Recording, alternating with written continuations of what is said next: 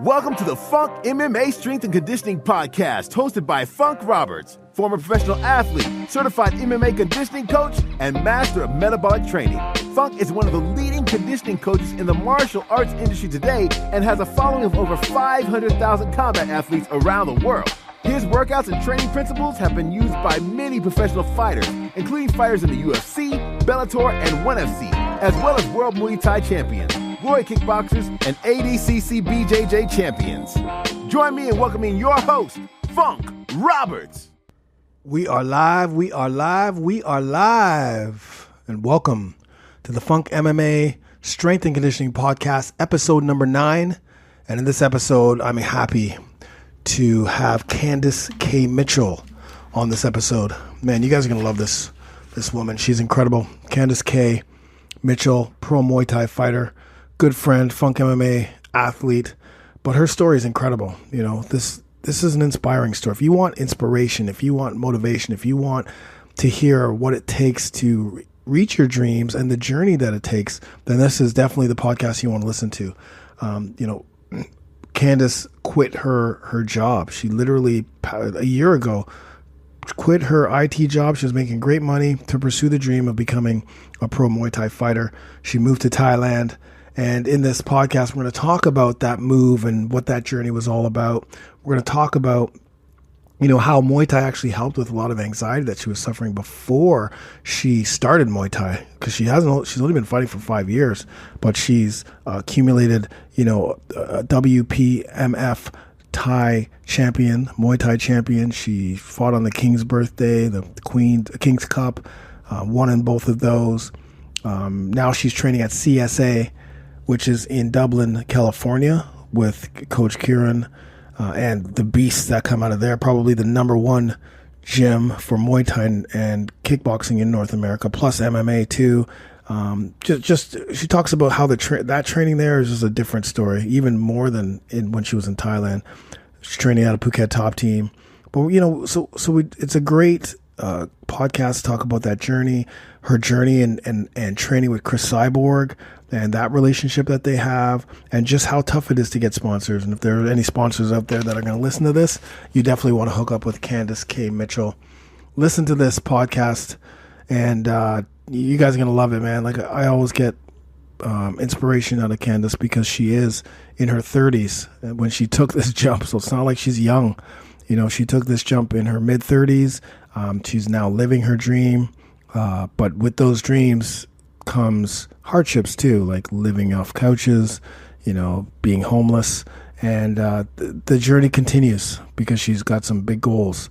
But anyways, let's listen up, guys. Like I always say, get your water, get your protein shake, get your coffee with MCT oil, and saddle up because we've got Candice K. Mitchell in the house right now.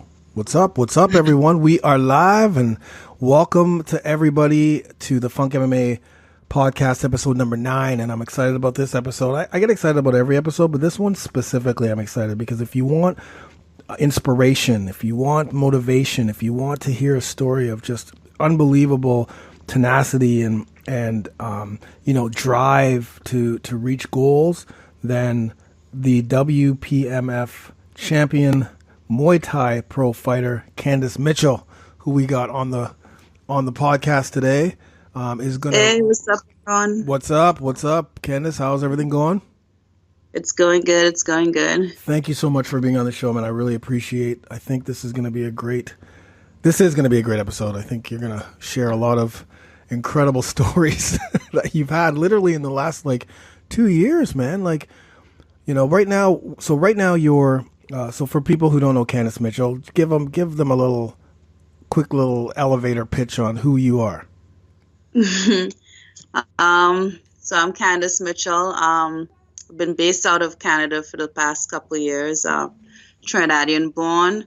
Trained in IT and decided a year ago that I was going to be a pro fighter. So picked up and moved to Thailand to kind of pursue that dream. I've always been kind of that athlete inside of me, so I wanted to kind of follow this through all the way and see how far I go. So Right now, I'm training out of Dublin, California, out of CSA, and just focusing on getting to the next level of my game. Yeah. That's incredible. That just in itself, the picking up, going to Thailand and now at CSA, which is probably the top would it be the top Muay Thai and kickboxing gym in North America, pretty much, like with the talent that they have there?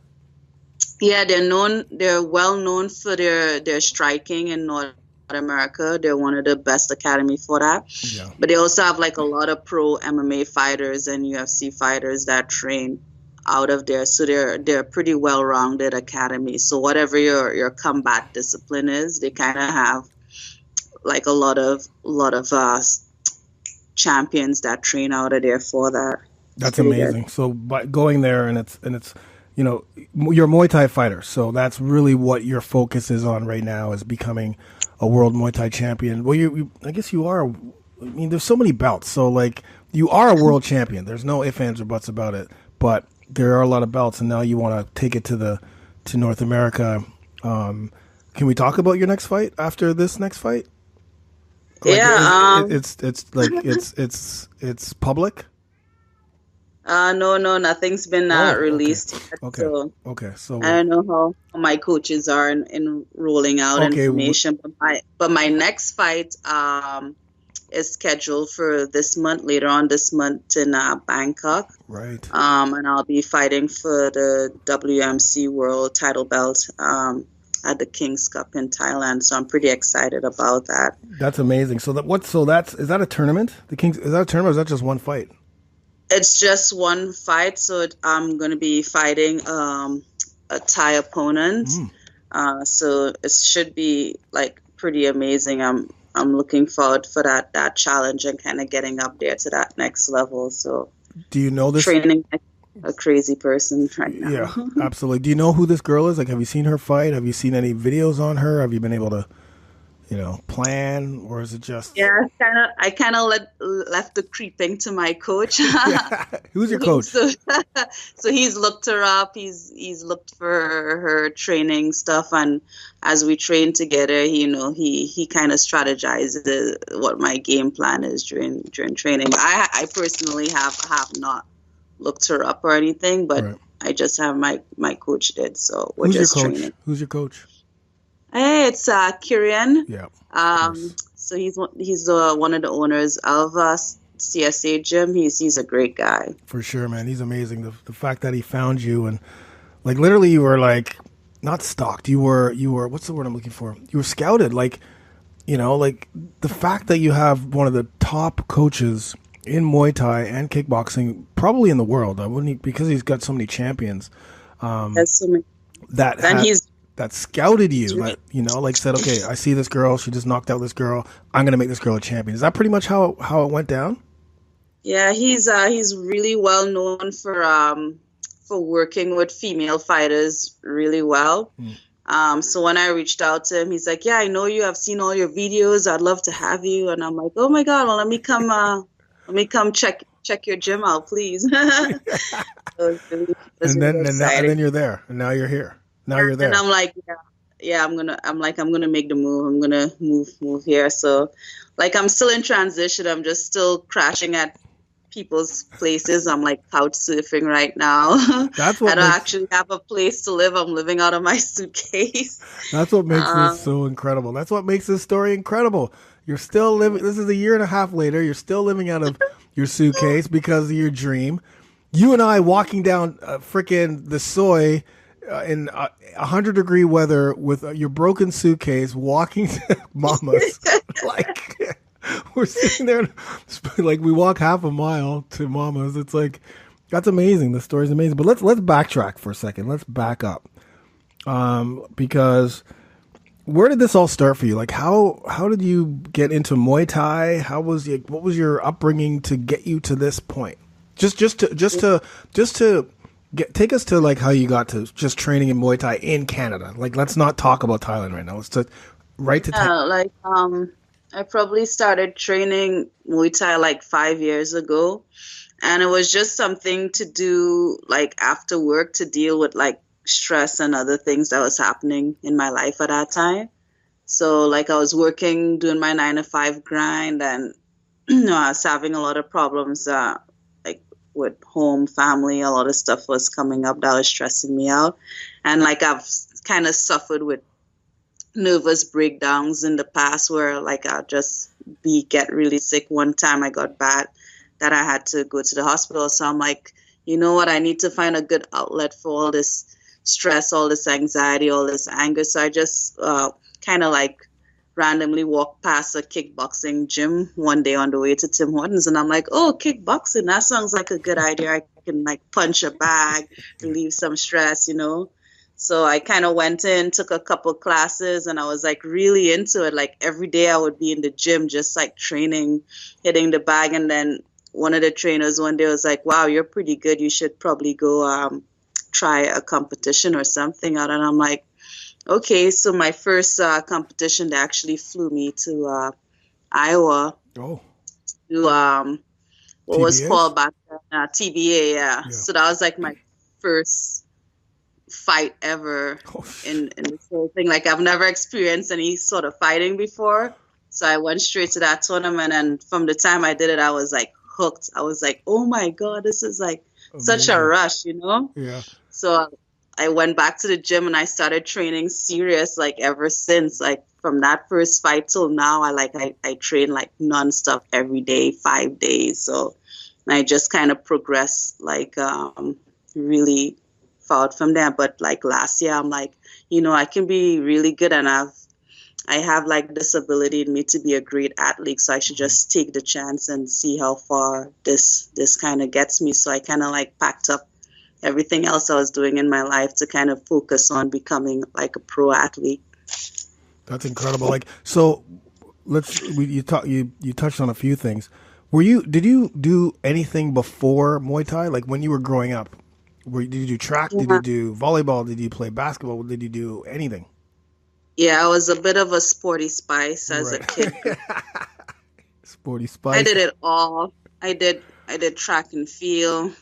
I did tennis. I did swimming, and I did dance, like ballroom Latin dance. So I was always pretty active, pretty athletic. Yeah. But I never took myself seriously as an athlete, even though I naturally had those gifts to be like a talented athlete. I've never like, oh, I should pursue this. So I'm like, you know what? Yeah, I'm like, I should do it this time. I should really like become, because I could have been a pro track star. Totally. But never was serious about it. I could have been a pro tennis player, but never kind of like pursue it. And I'm like, I'm going to be so mad at myself if I don't take the chance to actually pursue at least one of my athletic dreams all the way to fruition. So I think it's amazing that you did that, because when I was growing up too, I was a jack of all trades. You know, and I played high level, but I just was like happy being like the top 2 person on the team, or, you know, just kind of like, for me it was about proving that black people could play like other sports other than football, basketball. You know what I mean? Like that for me, like it wasn't, and I didn't say this outwardly. It was just something internally, like, okay, well, I'll do, you know, lacrosse, and I'll play tennis, and, you know, I'll go to like, you know, and then I'll crush everyone in tennis, and like, and then I'll play volleyball. But then volleyball was kind of like the one that really stuck with me. And then I was like, you know what? I think I'm going to take this to the highest level. And then, you know, of course I became a professional beach volleyball player and played some indoor volleyball as a professional. But yeah, so I can see, but it wasn't until I decided like, okay, enough of all this other stuff. I'm going to focus on this one thing and take it all the way to you know, the top. And that's pretty much what I did. And that's what you're doing right now. I figured I'd be really angry at myself if I didn't see this through. Yeah, for sure. And then you also talked about, so what gym was that you saw? Was that TKMT? Yeah, TKMT out of Toronto. So that was my first ever introduction to Muay Thai. Yeah, mine too, actually. Yeah, I kind of stayed there until I was ready to make the jump to pro. Yeah. And then I moved to Thailand and trained out a Phuket Top Team for a year there. Yeah. And just competed. So.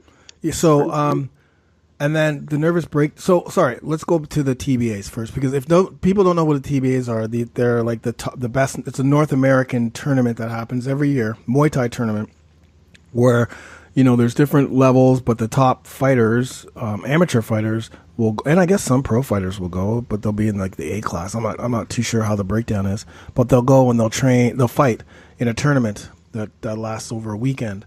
So the fact that your first fight was the TBAs. Usually you'll do a couple smokers, you'll do like some in-houses, you'll do like, you're not, the first time you go is not going to be the TBAs, but that was yours. Yeah. But you didn't know any better, right? No, it was baptism by fire. It was like, throw me right in there. I'm like, oh shit. It was scary. It was like the scariest thing ever. But you still loved it though. Yeah, but it was still a thrill. I'm like, I'm scared as shit, but like after it was all said and done, I'm like, oh wow, this was the greatest experience of my life. I didn't win that first fight, by the way. Yeah. I was fighting a much more experienced opponent at that time. She was training for a couple of years, and I was training for a couple months before I had. This was a couple months? Yeah, I think it was 6 months into my training. Oh, that's insane. That is insane. Okay, you know what? You've just inspired me, because I've always talked about going to the TBAs and going like as a senior, going in the novice and winning a belt, because I want a belt in this house, and so I'm gonna now do it. You just inspired me. I'm going. Nothing to lose. Nothing to lose. Everything to gain. So you were scared, but you loved it.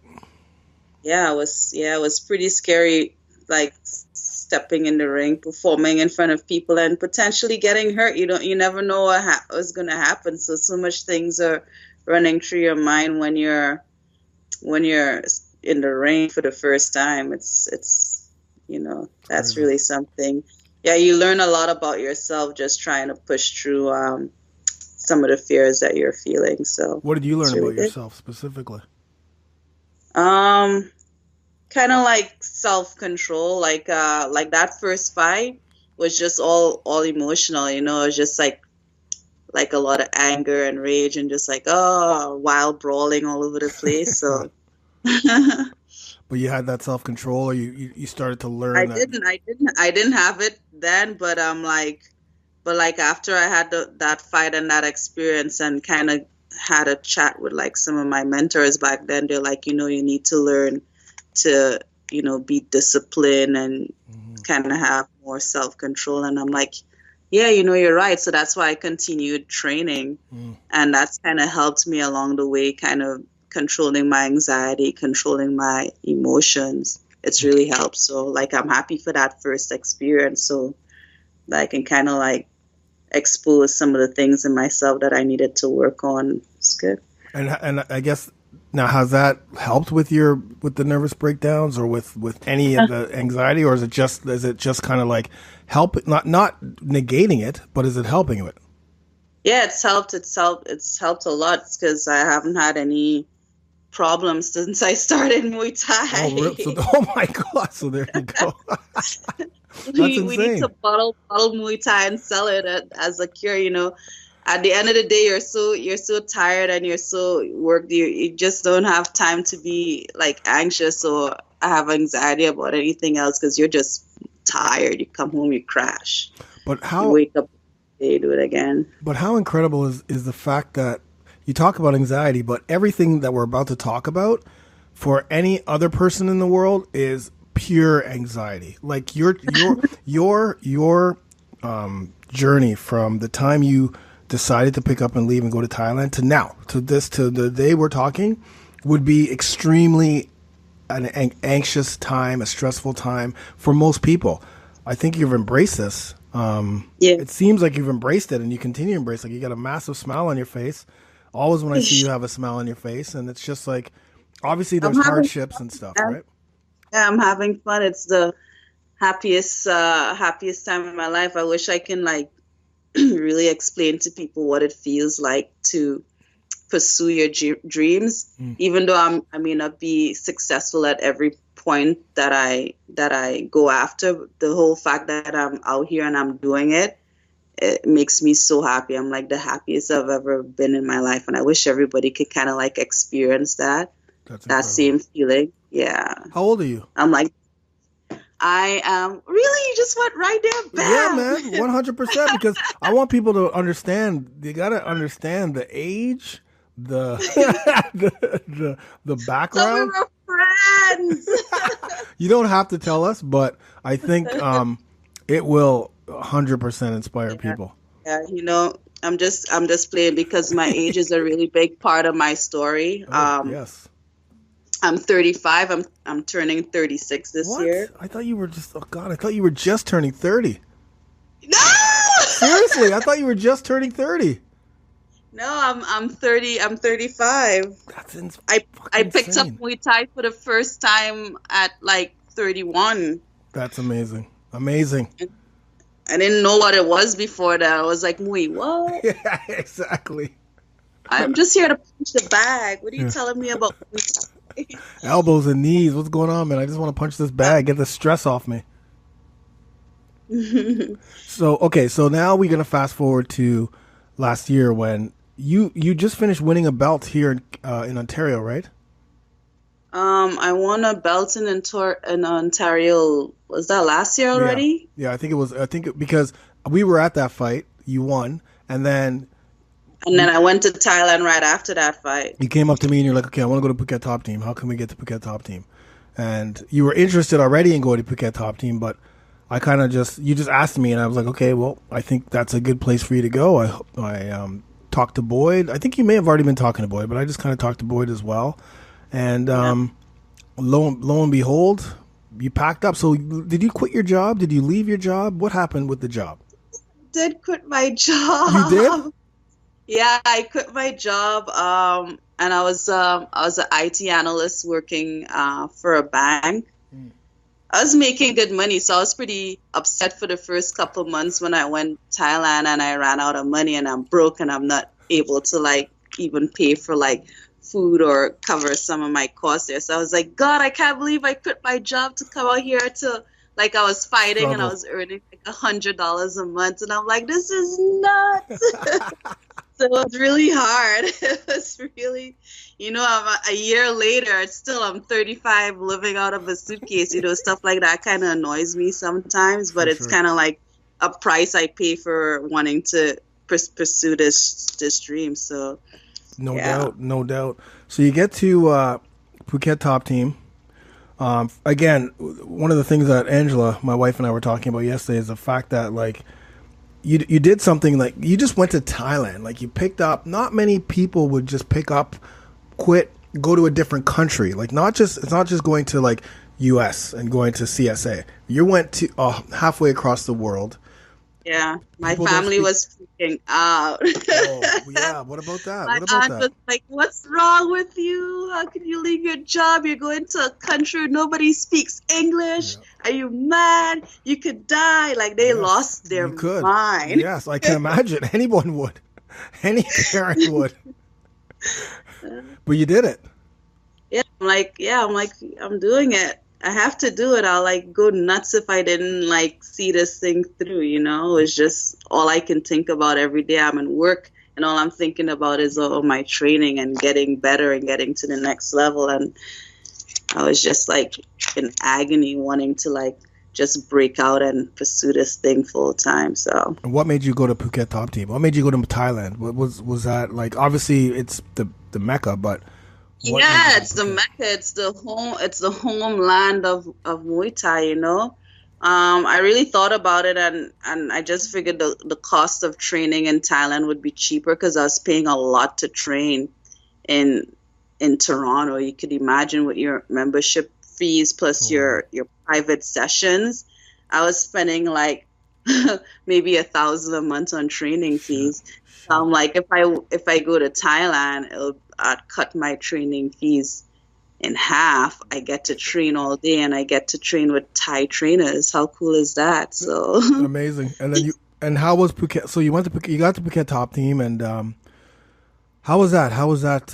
You know, on this podcast I've been talking about. That was a really good experience. That was like the best year of my life. I'm like, I could never I never knew I could be so happy. I was broke. I didn't have any money, but I was the happiest I've ever been in my entire life. So the trainers were really good, and one of the reasons I chose Top Team is because I could get the traditional Thai training and also get exposed to like the Western style training. So like they had like a Dutch kickboxing, and they had like professional boxers that was there as well. So I can kind of mix and transition my training if I wanted to kind of go into K1, or if I wanted to do anything else. I had the options for training right there. So I'm like, I train with the Thai guys every day, twice a day. Yeah. And then I also had like a private session with a boxer, or I did like a Dutch class. So I really liked having those options available to me. So you would train twice a day. How long are those training sessions? I think they were about 2 hours. Yeah. They're 2 hours. And then so you do 2 hours in the morning, 2 hours in the afternoon. And then one private. And then one private. And then you do your runs. You do your 5K runs before every session. Insane. And that's the life of a Muay Thai fighter, professional Muay Thai fighter in Thailand.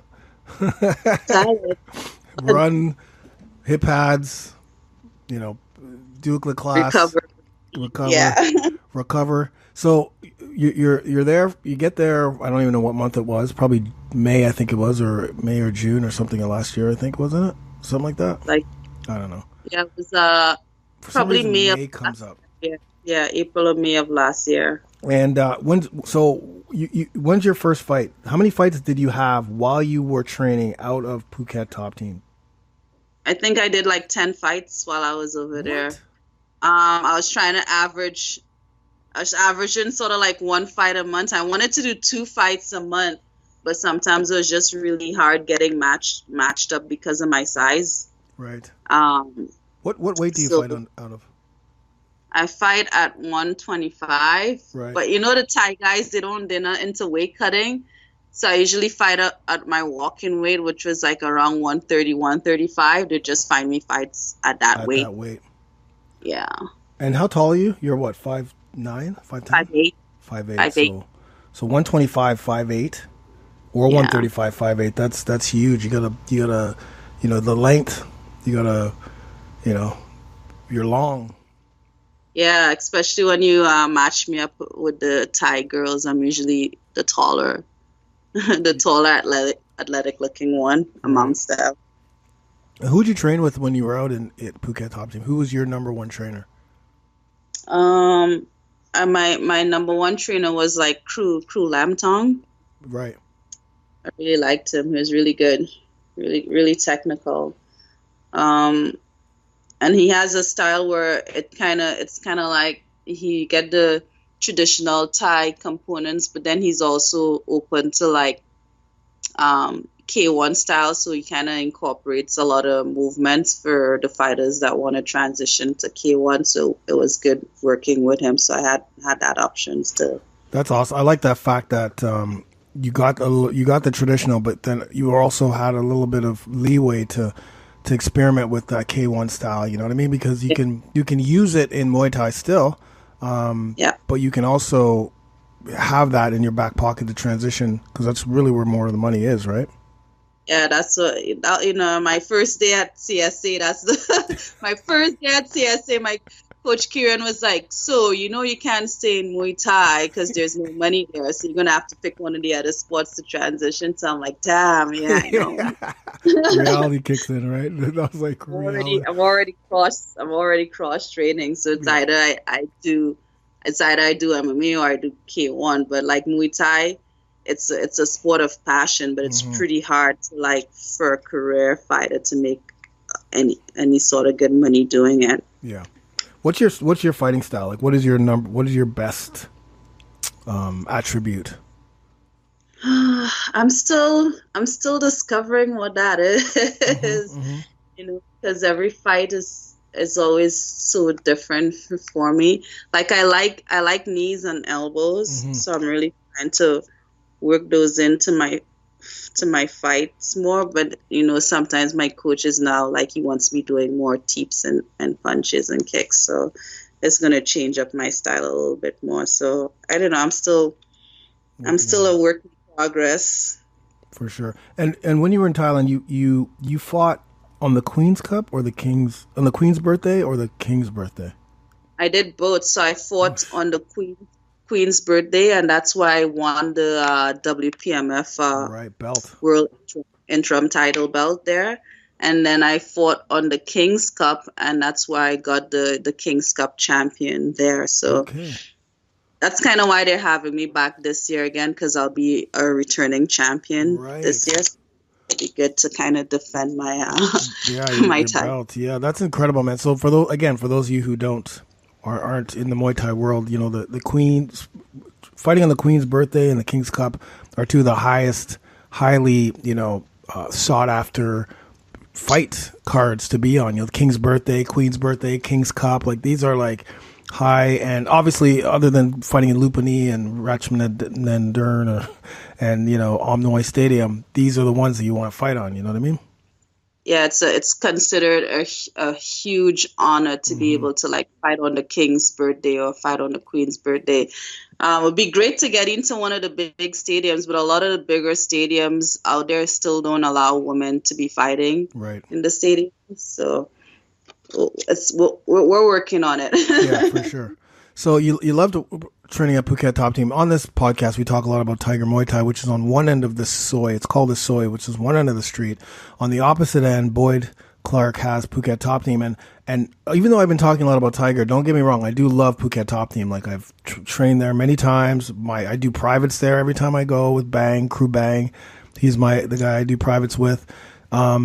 And that gym is totally the opposite of Tiger. Like Tiger is the big gym, and you know, they got the UFC fighters, but they have like so much more under one roof. Phuket Top Team is more focused on, you know, it's a smaller team. Yeah, I think they only let like 60 or 70 fighters.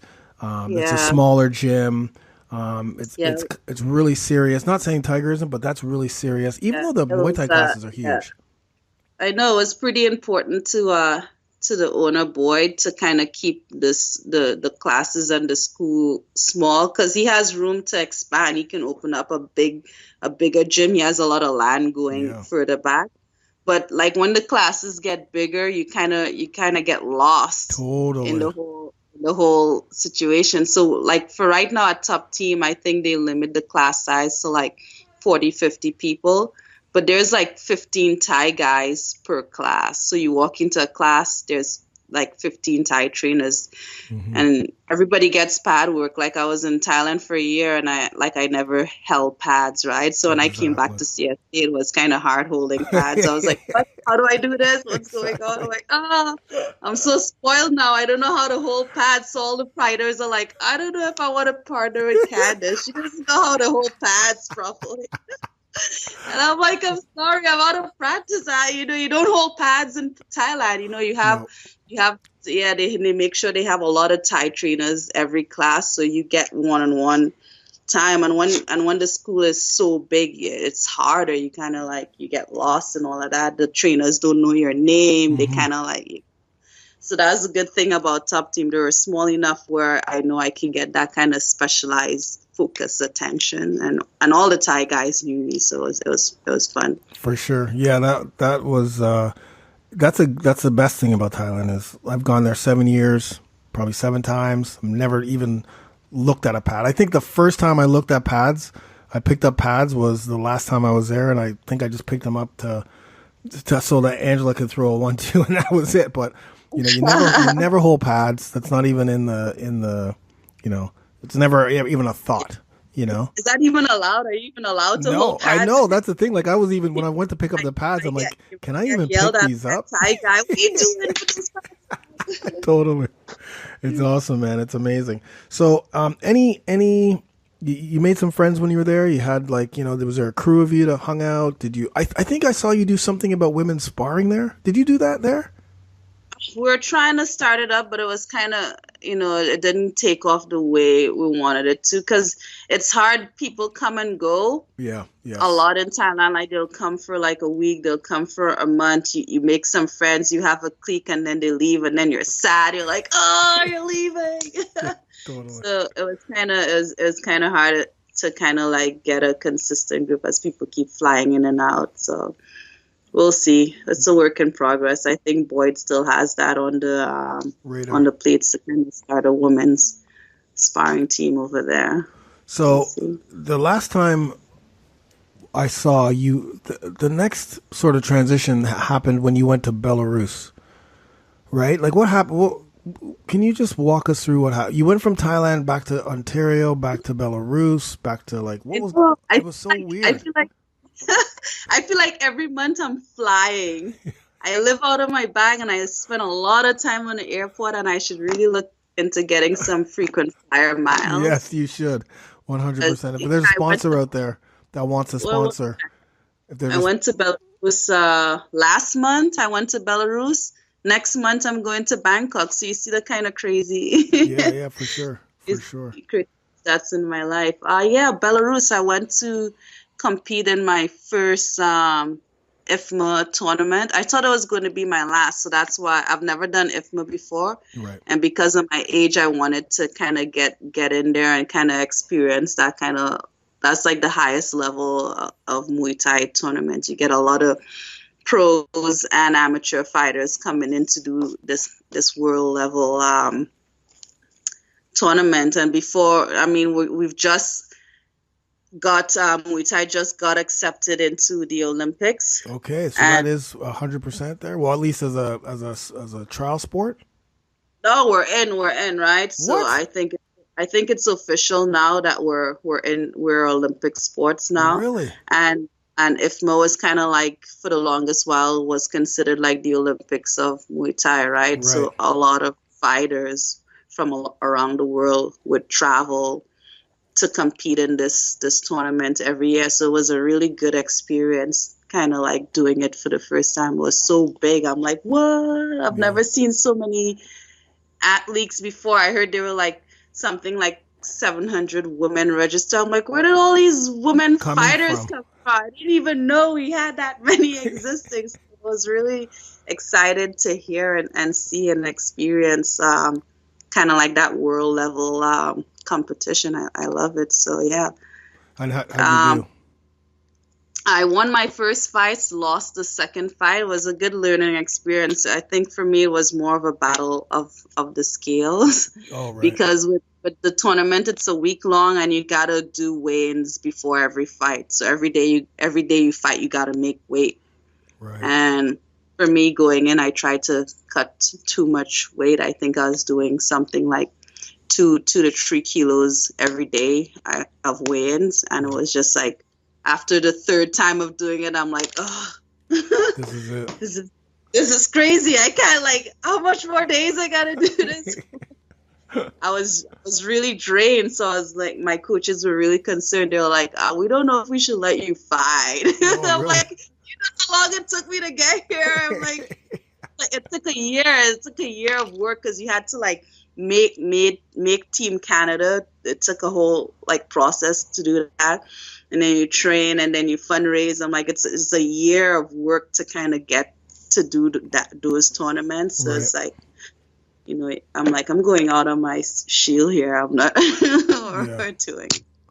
But it's a good learning lesson. I think if I do that tournament again, you know, I'd have to like either talk to one of my nutritionists here to figure out how I can, because you got to fight at your walking weight for those tournaments. For sure. It's hard to try to cut for like a week straight or whatever. So do you think the Olympics would be in your wheelhouse right now, seeing that it may be? Hell yeah, I'm doing the Olympics, people. I don't care if I'm going to the Olympics with a walker. No, my walker going to the Olympics. So I think what they're looking at is 2024 Olympics. 2024, so that's 7 years. Yeah, I don't think however the politics work, I didn't think they would have had the funding or whatever else in time to make the 2020 Olympics. And they said all the sports were already picked and however they're. So that the makes sense. The next one we can do would be 2024 Olympics for Muay Thai. That's huge. That is huge. That's big news, everyone. Big news. 7 years from now.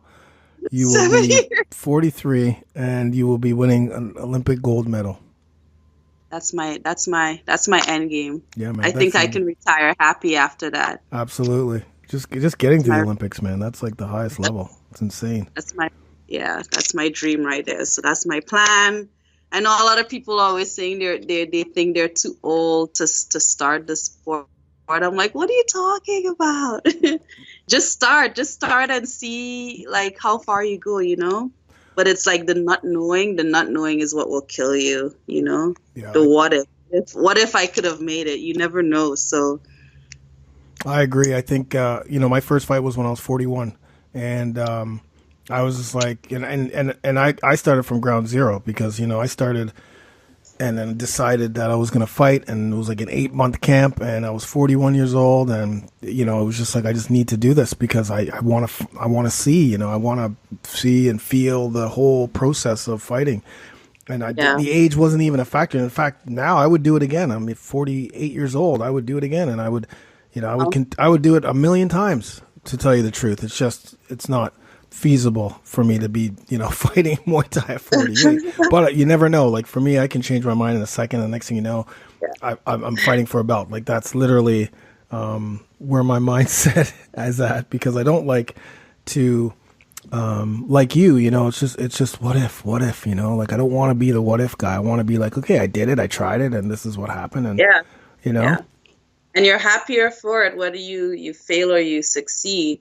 You're happy that you actually put yourself out there and you tried it, And learning more about yourself too. Every day you train, every competition that you do leading up to the major competition, right?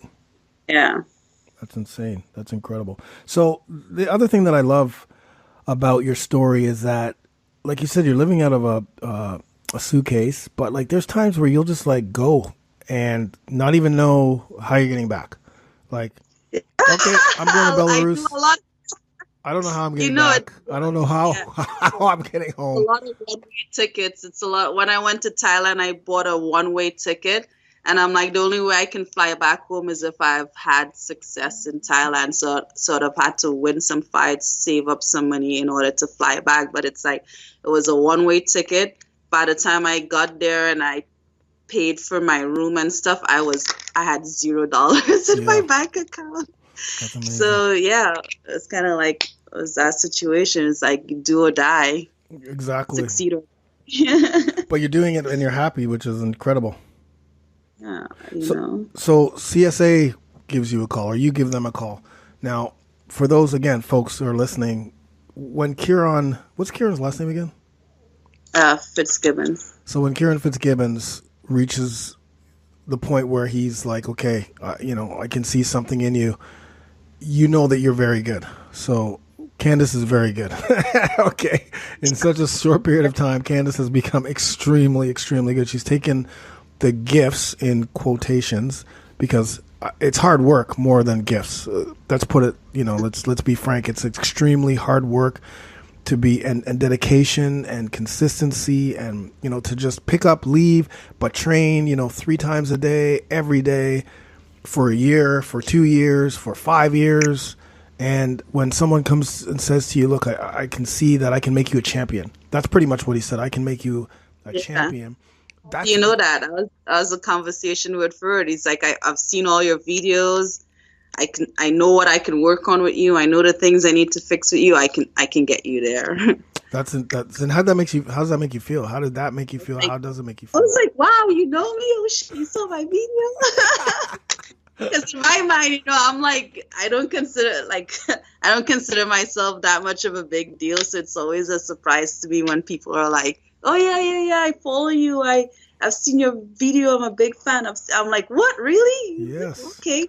Yes, you are a big deal. You're a massive deal, especially with everything that you've done and what you're doing and where you're going. You've got some big fights ahead of you. You got the King's Cup. You got another big fight, hopefully soon, coming up. And it's incredible, like it is incredible. But being I say this, being a woman and doing it, being a black woman and doing it should be an inspiration to not just women, not just young ladies, but to everybody, to like, if you have a dream, like, okay, so this is what I was thinking about. You know how you hear all these champions, like they'll or like in different sports, they'll say, oh yeah, I grew up in rough, and I had all these, I was bullied, or I had all these like ups and downs, and it wasn't always this, and then all of a sudden now I'm the champion. When you hear that, some people, it's still hard for people to understand. No, I can't see that person like living out of their luggage. I can't see that person, just picking up and leaving because they're the champion. But we are actually in the process of watching this exact story happen. Like, you are going to be this story because you are going to be a champion. You're going to say, yeah, I started out, I had to pick up and leave and I had no money and I was living out of my freaking, couch surfing, and now I'm a champion. Like, you're going to be that story. Yeah. It's pretty, I know, when I get there, I'll be happy, but like going through the process, it's kind of like, I'm so angry. But it's kind of like, in order for me to become who I want to be, I had to give up who I was. Right. And right now I'm kind of like in the middle. So I'm not who I was anymore. I'm not yet who I want to be in the future. I'm kind of like in limbo in the center, kind of working towards it. And this center place is really hard because you're struggling with like so much things. Like, where you're going to sleep? Where's your next meal? Where's the next fight? Are you going to do it? Are you going to be successful? And then there's just so much things in your head that you're battling with. Should I just, go back to work, get a normal life again? Or should I still keep doing it? There's so much things that's battling, and you're like, no, you came this far, you have to see this through, so there's a lot of things that you keep playing through your head every day. So what gets you past those things? Because there's people all over the world that have, those same thoughts, and just wherever they're at in life, but a lot of people succumb to those thoughts. What keeps you going? Yeah, you really gotta weigh the options, and for me, I feel like, I can always go back to being normal. Totally. being normal and just settling for being less than who you are, it doesn't take any effort, So for me, I'm like, I have to see this through, because if I go back to just being like the same way I was, I'd be so angry at myself. Totally. I'd be even more unhappy with myself if I kind of like settle to just going back to just existing, just doing the same day in and day out. That's what it is. It's existing, and you don't want to exist. Like, try to tell all the nation, like, we don't exist. We strive to reach our potential. You know what I mean? And that's what it is. It's reaching your potential. You put on this earth for something. Everyone has that special gift that they have and that potential that they need to reach. And you have to see through it. You have to see through it. And it's hard, like, no sugarcoating. I've had instances where I'm like, moving to CSA was hard for me because, I came here, I tried it out. I was supposed to stay. I didn't want to stay. I went back to Thailand. I went in Thailand and I was like wrestling with the idea of moving. Like, I don't want to live, like, if I had to choose a place in North America to live, I'd stay in Canada, right? But I'm like, I'm moving to America, which is like, a different vibe, different scene over here. Yep. So I was really wrestling with the idea to move state to the US to train there. And I was like, no, I just want to stay in Thailand. I'm happy in Thailand. I'm comfortable in Thailand. I know everybody. Everybody knows me. The life is good, eating well, so sun is warm. And then I'm like, you move to America. I'm like, that's work, right? That's hard freaking work, right? Totally. So it was hard because I can't live here the way I live in Thailand. It's going to be like, if for me to stay here, I have to go find a job or something to be able to pay. Because right now I'm just couch surfing because I'm a fighter on a fighter salary. You can't afford an apartment. You can't afford, proper food or anything. So I'm like really depending on people here to kind of help me out, like friends I've made in the gym to be like, hey, can I do a week at your place? Can I do a week at your somebody like, oh no, you just stay at my place, and that's what it is. So it's like great. That's so amazing that you have that there, man. Like that's a family gym that you're at for sure for that to happen. Yeah, absolutely. And they don't know me, right? I've only been here for like 2 months, and everybody's like volunteering. Yeah, you can stay here with me. Yeah, you can stay here with me. So, I'm like, wow, Coach Kieran did a good job of kind of like building a very a close team where everybody's like looking out for each other. So it was pretty good. So that's one thing adapting to is just kind of like, how do I afford to live in the very expensive city of California? So yes. Yeah, because you're just outside of San Fran, and that's probably the most expensive, not one of the most expensive places in North America. Dublin is probably more expensive to rent in Dublin than it is in downtown Toronto. It blew my mind. I'm like, there's nothing out here. Why is it so expensive? Yeah. It's like farmland and development. So it's pretty hard, It's pretty hard living here too, because it's like at least it's good as no distractions. There's nothing happening around me. It's kind of like gym home. Right. How do you so what does a day of training look like for you now that you're at CSA? CSA, and the training at CSA is so freaking hard. Like my first month, I was so pissed trying to like just kind of integrate and keep up to freaking the amateur fighters outperform me in training, because they're just like go, and I'm like, oh the hell are you guys even still going? What's wrong with you? I thought I was training hard, but the definition of training hard, the bar is set higher at CSA because those guys are freaking crazy. So like these guys do like 4 sessions a day. They do pads, they do bag work, they do sparring, and then some of these crazy girls, they go off and they do CrossFit, and then they come back and they do another session again, and I'm like, I can't keep up with you guys. Done try. So it was my first month was frustrating. I'm like, but right now, I wake up at 5 a.m. Yep. I head down to the gym. I do my run, and I start my first. I do 3 miles. Yep. That's that. I don't know what that converts to. 3-mile run. Yep. And my class starts at 6 a.m. So I do a bag class, and then I do 1-on-1 private. I have doing boxing now. Yep. So after the 6 a.m. class at 7, I do a boxing session. Yep. Sometimes I train at lunchtime, 12 o'clock. But then coach wants everybody in at like 5. We do another class, and I'll train from 5 to like 8:39. Jeez. So that's my day. That's your day, man. That's incredible. So the training volume, that's not a regular training volume for Muay Thai in North America. Yeah, coach has a really tough regimen.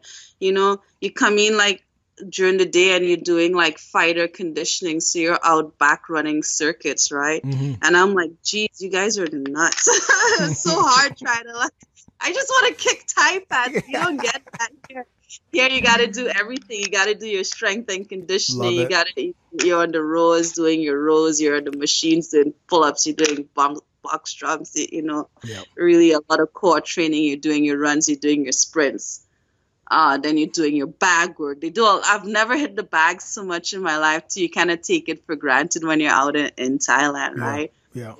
Working on the bag is really good, man. So you do your bag work, you do your partner drills, you do your sparring, then coach might pull you aside and you do 1-on-1 with coach, So it's a lot of training.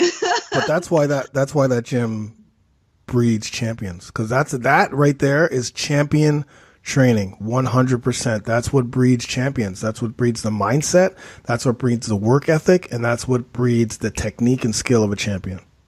Yeah, and it's hard because everybody around you is a champion. Exactly. It's not like you're with like regular people in a class, so that makes the level and the bar even higher. Because these guys could do like 5 hours, not even break a sweat. And I'm like dying after the first hour of bag class. I'm like, I don't know what you guys are doing. For those of you who don't know, go to CSA. Go follow CSA Gym on Instagram. You'll see all the stars that come out of there. If you watch Lion Fight or Glory or Bellator, you'll see their fighters, UFC. I know that, what's his name? Henry Cejudo, did some training out of CSA. He went, I don't know if he still is there, but I know that he does some stuff with UFC fighters. So this is a no-nonsense gym, man. Like, you went from Phuket Top Team, which is one of the top gyms in Thailand and in the world. The UFC fighters, you trained, who was there when you were there? Michael Bisping was there when you were there? Yeah, I get to meet a lot of UFC. I met Michael Bisping. Rashad Evans.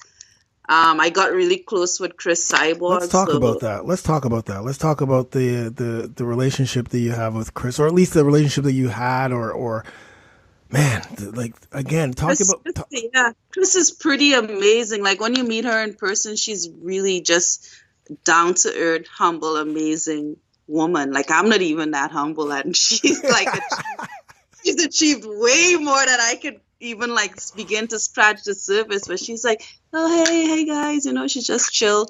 She started out a women's only club. Yeah. It's called Pink Belt. So she's doing a lot where she's trying to like empower and motivate girls into kind of like getting in shape, coming out, training and stuff. Right. So like I really enjoy doing that with her, and I think that's a good initiative she has going there. I think her boyfriend messaged me because he was trying to get me to come out and spar with her this month if I can. Oh, yeah, Ray Albee. Yeah, they're like, wait, you're in California? I'm like, yeah. They're like, oh, come out and train her. I'm like, I'll have to talk to my coach because he has his own regiment. Yeah, we'll see. But she's really nice person. So it's really annoying when you see her getting attacked in the media like that, because in real life, it's like that's not even who she is. That's not the person who she is, and she's just totally misrepresented by some of these people who are just probably trying to make a name for themselves. Back. So I'm like, ugh. I know Ray Albee, who is Cyborg's boyfriend, he, when I first went to Thailand, Tiger, he was the one there who took care of me, and like, he was incredible. The next year I went, he was incredible. So and we've always been, talked through social media and stuff together. But here's the other great thing, that like the fact that Cyborg like kind of saw something in you and was like, you know what, whenever you come to like, talk about that. Tell us about that. I know. She's like, oh my God, you're so good. Come, because she usually does private sessions when she's at Top Team.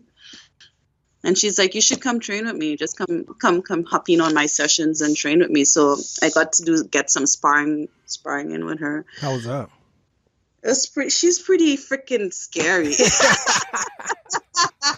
I would not want to be in the ring with that woman. But it was good. It was good pressure. She likes my jab, so that's good. So it was good working with her. So I'm happy that I'm getting invited to come back out and kind of spar with her, because she's a good trainer. She'll be a good training partner. Yeah, if you can get past the mental scariness of her, then you're kind of good. Totally. Yeah, you know what it is? It's just accepting that you're going to take a beating every time you go, and just when you accept that, you're just like, okay, I'm going to take a beating. You're going to be on your ass. Yeah. I'm like, Dad, that's it. You're so good. Yeah, I'm gonna take a beating again, but I'm gonna try to do one thing in this session. That's it. If I can get this one thing off, I'll be happy. Yeah, so it's good. Her cardio is insane. We did the Big Buddha run together in Thailand. Yeah. That hill almost killed me. And Chris is like, nothing. Chris is like, what? I can run this hill twice. I'm like, she's a machine, man. Her work ethic is like out of this planet. I've never seen somebody train and like people giving me shit for training 3 sessions a day. I'm like, you guys, Chris Cyborg trains like that and more. That's like breakfast for her, 3 sessions. I looked at her Instagram the other day, and it was her rest day, and she ran a 10K, and she's like, in 39 minutes. I'm like, I just ran a every day. She runs a lot. In 39 minutes? Like, what? And that's rest day. Oh, just my rest day. I'm going to sprint 10K. Yeah. I love that. I love that work ethic. I love it. Been a big fan of her for a while, so I was pretty happy to get a chance to meet her in person at Top Team, and I even liked her even more after that because it's really good. Yeah, that's incredible. So who inspires you right now? Who were your inspirations? Do you have any people that you looked up and you're like, yeah, okay, this is a person that inspires me and keeps me going?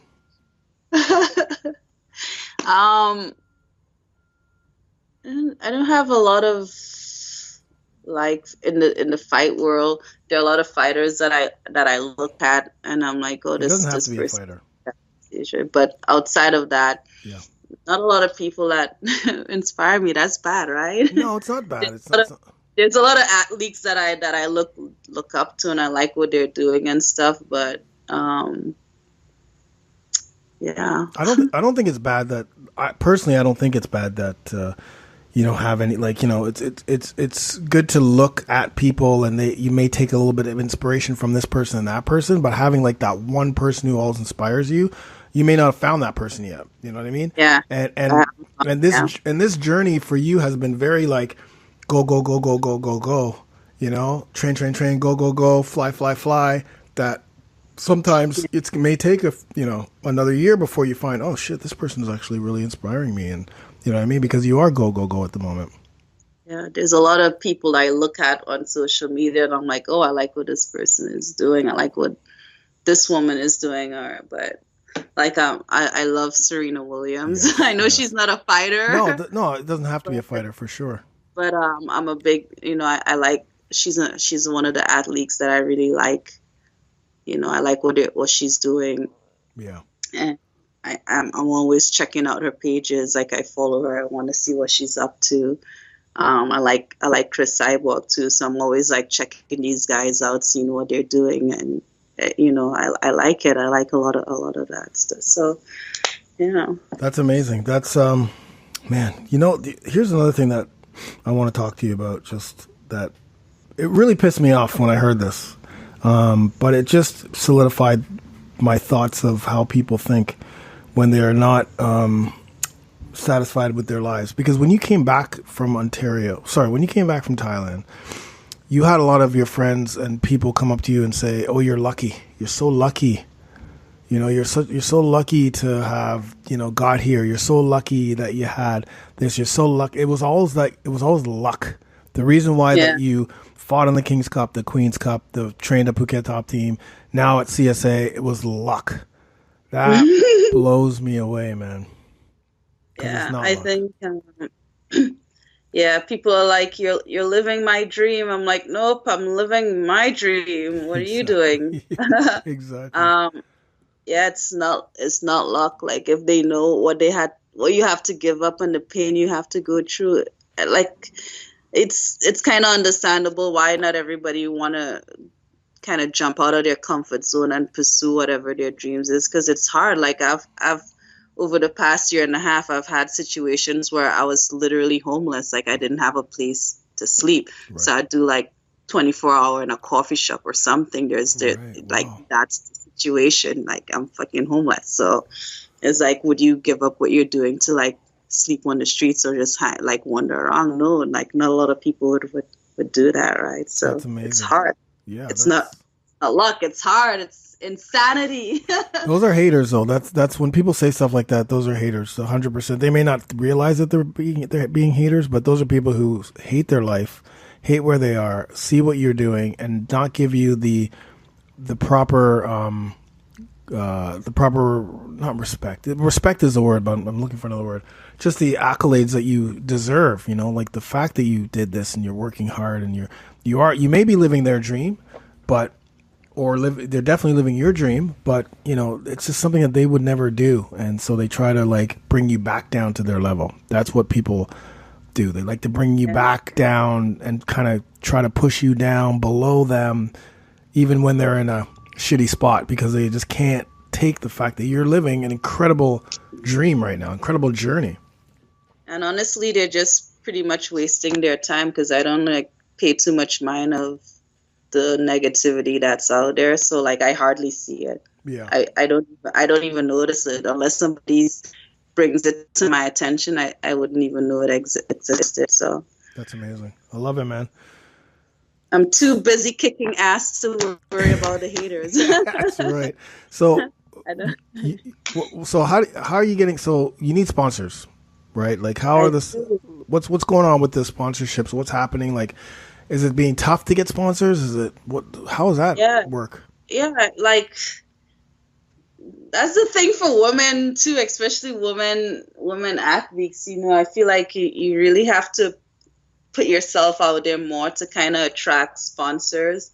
Like you see a lot of girls on social media, they're like out there doing stuff. Because a lot of the sponsorship now is kind of like, okay, well, how's your following? How many eyeballs are going to be on me if I give you a sponsorship? So for female fighters, you find them out there doing probably things that they wouldn't necessarily want to be comfortable doing, just to like get their followings up and kind of get more attraction to them so they can get the sponsorship. But I'm like, no, man. I'm pretty careful of how I'm portraying myself out there. That's good. That's because my dad is a hot ass.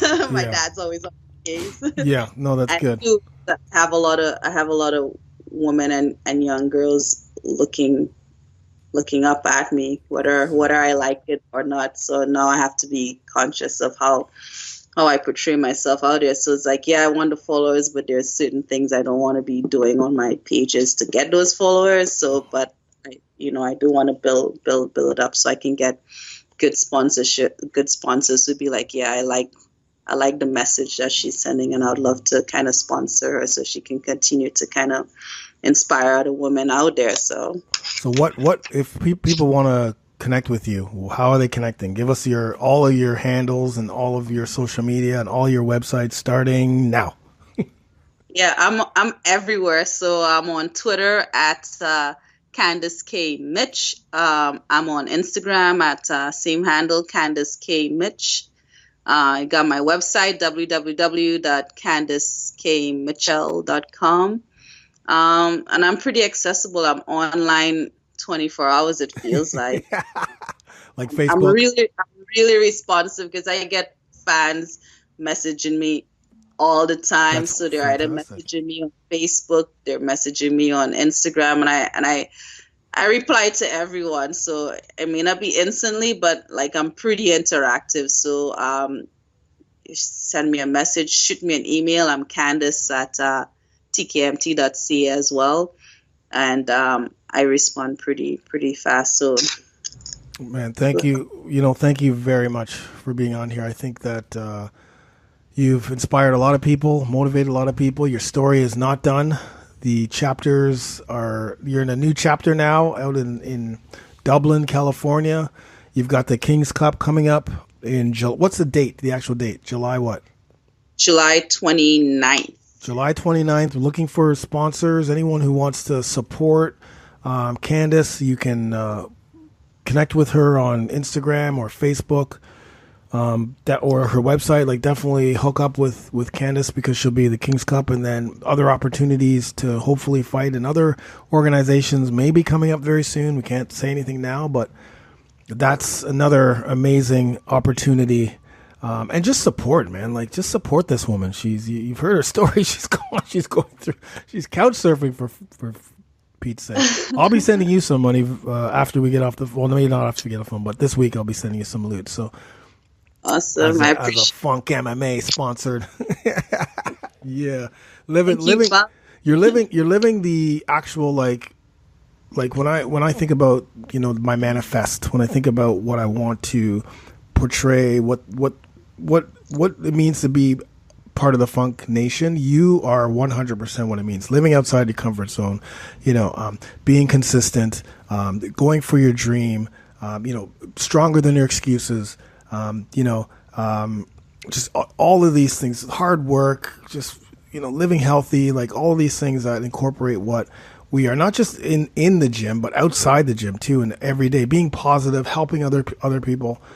That's what it is. That's what it means to be in this Funk Nation. Those are the type of people that I try to breed, and you are like living that. Like, you're like the top of the totem pole as to how I would want everyone who's part of this nation to do. Like, live your dream, get outside your comfort zone daily, be 1% better every day, which is what you're doing when you're training with all these beasts at CSA.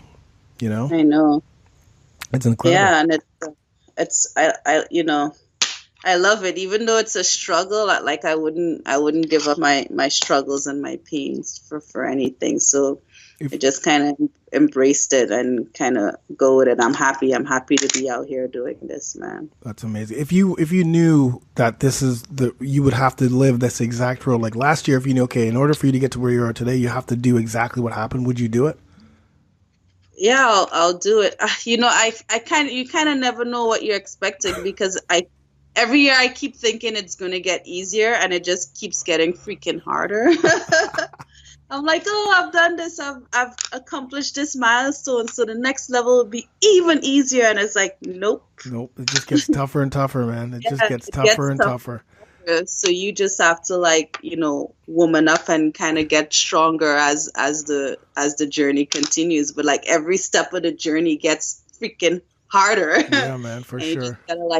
You just gotta bite down and go shake your fist at some of these problems and just kind of keep going forward. Yeah, and that's with everything in life, that's exactly, you just said it perfectly. Everything in life, as you keep moving up that totem pole of whatever it is, it actually does get harder, because you have more eyes on you. You have the competition or whatever you're trying to achieve gets harder as you keep going. So you have to, like you said, bite down on your mouthpiece and just like, okay, we got to just, here we go again, or now we got to step it up. You have to obviously you always have to step up your game.